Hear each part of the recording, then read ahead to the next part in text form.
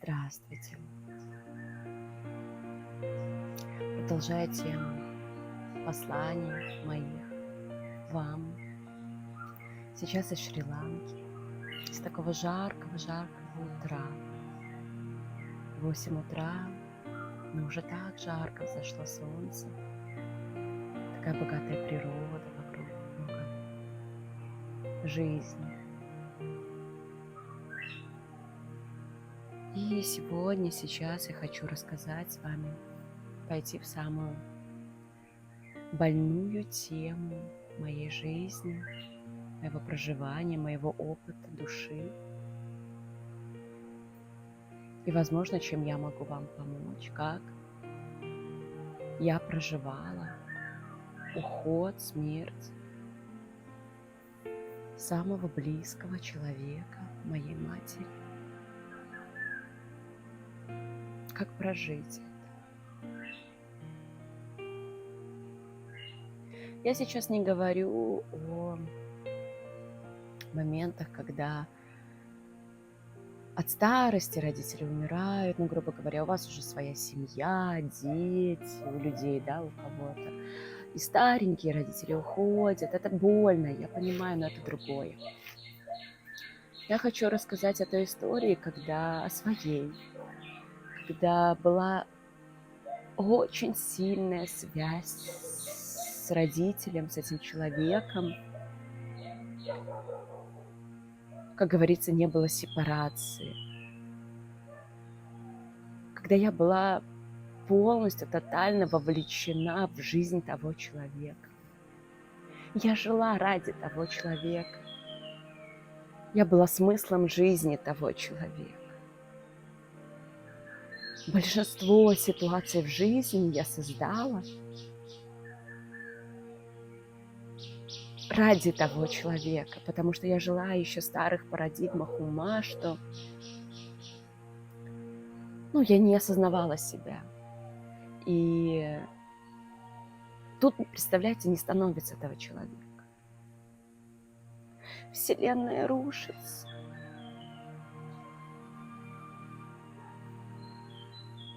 Со смерти мамы прошло 2 года. Но до сих пор эта тема я вам показываю.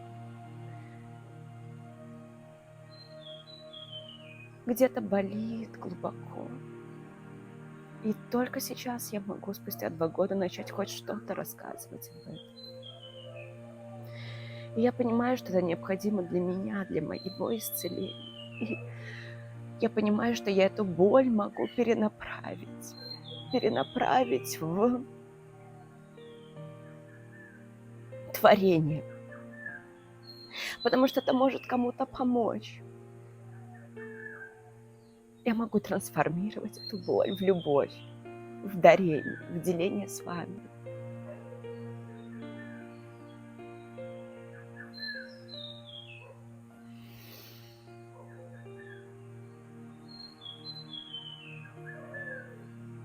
Как я уже рассказывала, у меня родители инвалиды. Я поздний ребенок в семье, была единственной.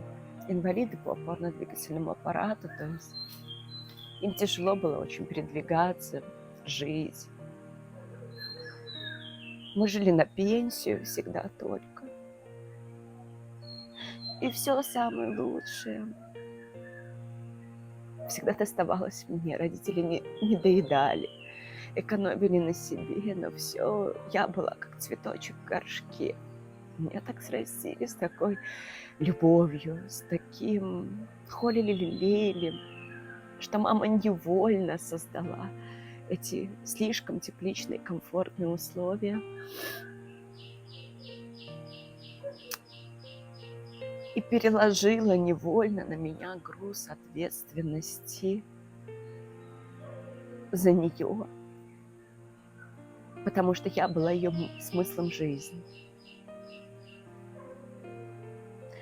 Потому что у обычных людей это работа, друзья, знакомые, какие-то романы, может быть, на стороне, не знаю, какая-то своя личная жизнь. У моей же мамы, которая приехала из Якутии, бросила все ради того, чтобы создать семью, свою ячеечку. Потому что папа появился, папа тоже инвалид, но он появился в ее жизни, и она бросила все, уехала в Беларусь, 3-9 земель, одна, на костылях. А она еще из Якутии, это азиатский тип лица в 90-е, 80-е, 90-е годы. Здесь было непринятие, то есть ее косо смотрели, там, как-то так относились пренебрежительно. Такое было всегда раньше, как к людям второго сорта. Еще плюс инвалид, калека. Моя мама очень сильный человек-воин, и я ее понимаю. Благодаря ей у меня вот есть вот эта сильная основа, базис. Сильный ум. Умение выживать в разных ситуациях, именно жизненно находить какие-то решения вопросов, решать вопросы. Но я сейчас не об этом, я о том рассказываю, что вот это все создало эту очень сильную связь, привязанность с мамой. Я даже профессию выбрала, я стоматолог, врач по образованию, чтобы быть способной, когда они состарятся, помогать им, обеспечивать. Что я и делала. Я купила им дом свой на природе, большой, наконец-то красивый, совсем богатый, шикарный. Я возила их каждый раз туда-сюда, там на отдых, в санатории. Пыталась всячески им дать, потому что была смыслом жизни. Особенно маме.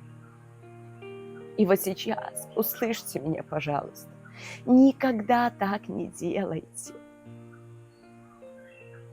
Потому что я поменялась ролями с мамой. Я стала ее мамой, я стала за нее слишком ухаживать, все ей давать. И я отняла у нее ее силу. Поэтому она ушла. И не было больше смысла жить.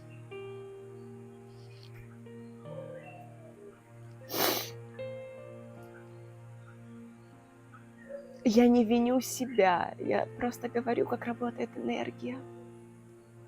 Это я сейчас понимаю, тогда я этого не знала. Всегда родитель дающий, а ребенок принимающий.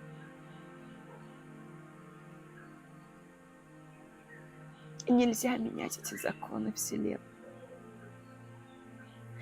Тогда родитель начинает болеть, как произошло с моей мамой. Она потеряла всяческий смысл. А зачем она вообще? Тут была я.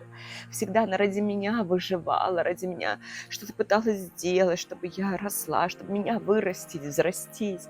А тут я уехала. Я в 27 лет в первый раз покинула дом. До этого я жила с родителями. Я эмигрировала в Эстонию и сепарировалась от них в плане хотя бы физически тела, да, но ментально я постоянно была там. Я каждый месяц на машине 700 километров в одну сторону, 700 в другую, вот так на 2-3 дня ездила каждый месяц. Помогала, занималась их делами, врачами, всем. Каждый день созвоны, здоровье, контроль, помощь. Я не жила свою жизнь.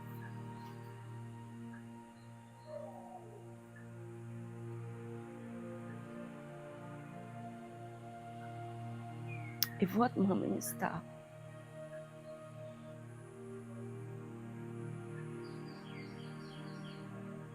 Она уходила постепенно.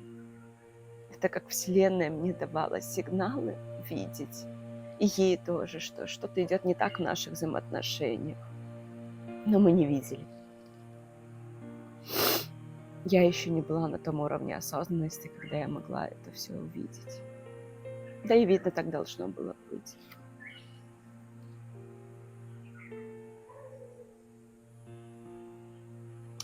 И я продолжала вытягивать ее. То есть сначала все началось с того, что она заболела.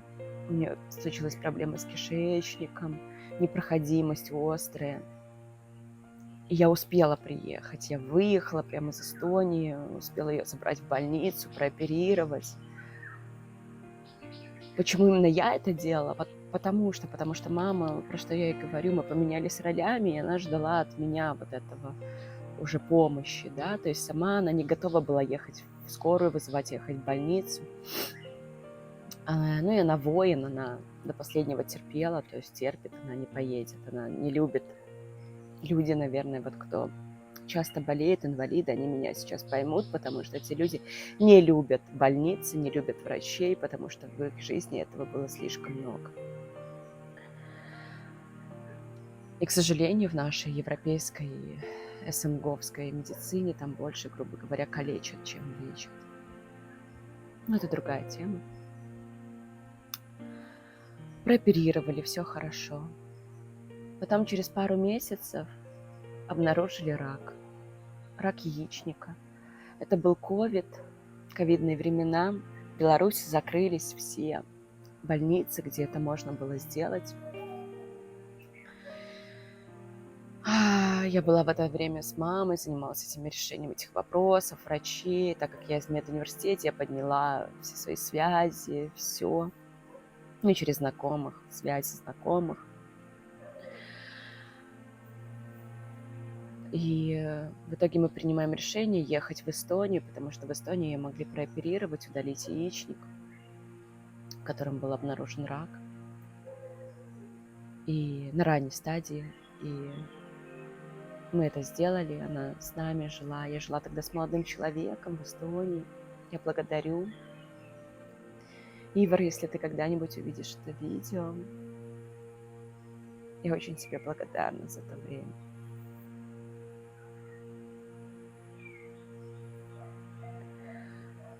Вот. И полгода мы жили с моей мамой. Был очень хороший период для исцеления наших взаимоотношений. Со своей стороны, я честна, тотально искренне, я сделала все.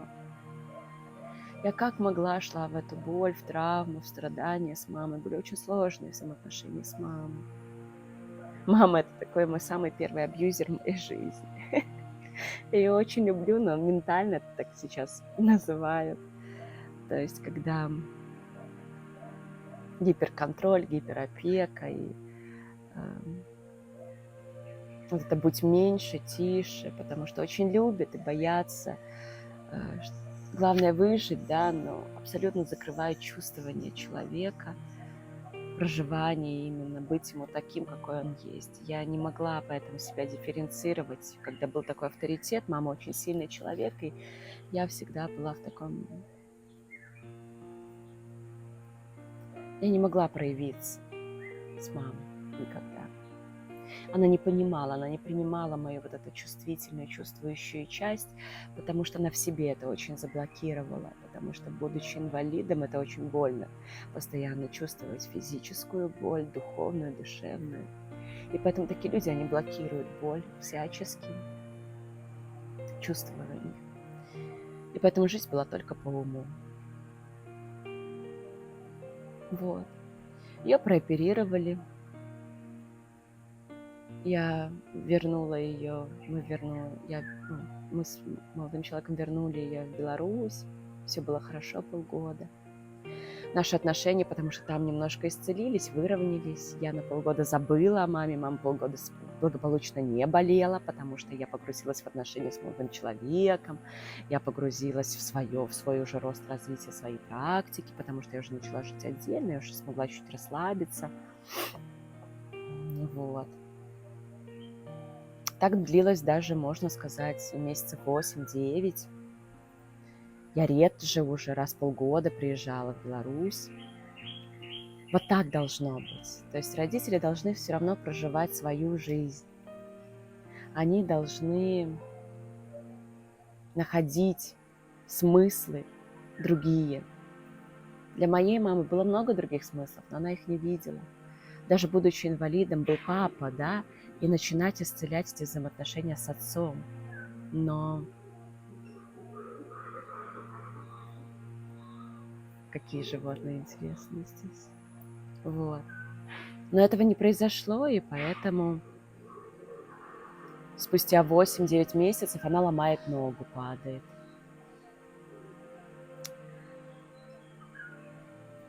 И лежит. Папа за ней ухаживает. Конечно, депрессия начинается, все сложно. Я не приезжаю еще. Но потом я опять кидаю все, приезжаю, помогаю. Даже больше вот в этот раз было больше так. Это был мой последний приезд,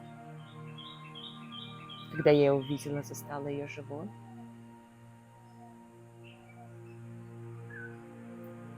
Это больше был такой духовный наш контакт. Мне просто хотелось с ней побыть. Потому что я никак не исцелю эту ногу, я не помогу, в плане физически что-то сделать. Могу только рядом быть. Вот так дети могут помогать только родителям. Вниманием, заботой, какой-то легкой, быть просто рядом иногда, поддерживать. А самое главное, что делает каждого родителя счастливым? Когда их ребенок счастлив, когда их ребенок проявлен в этом мире, когда ребенок живет счастливую, яркую, успешную жизнь свою, вкусную, сочную, когда у него есть свои интересы, свои хобби, свои личная жизнь богатая, яркая, интересная, дети, семьи, проживание этой жизни, наполненность этой жизни, краски этой жизни. Родители это чувствуют, видят, и он уже счастлив. Вот это. Ну и, конечно, когда ребенок этим делится с родителем, когда он рассказывает ему обо всем, это я сейчас понимаю. Вы не представляете, как мне сейчас хочется, я как будто бы это маме рассказываю. Все, что я делаю, мне иногда кажется, это вот YouTube-канал я завела или делюсь в Инстаграме. Я никогда этим не делилась с мамой. Я этим делюсь как будто бы с мамой сейчас. Не тем, что посмотри, мама, какая я хорошая, как раньше, я все сделаю для тебя. Нет. А показать, посмотри, какая я счастливая. Посмотри, как я чувствую, как я вижу, как я в себе наконец-то чувствую Бога, чувствую Творца, чувствую эту связь с природой, со всеми людьми. Как я исцеляюсь. Посмотри.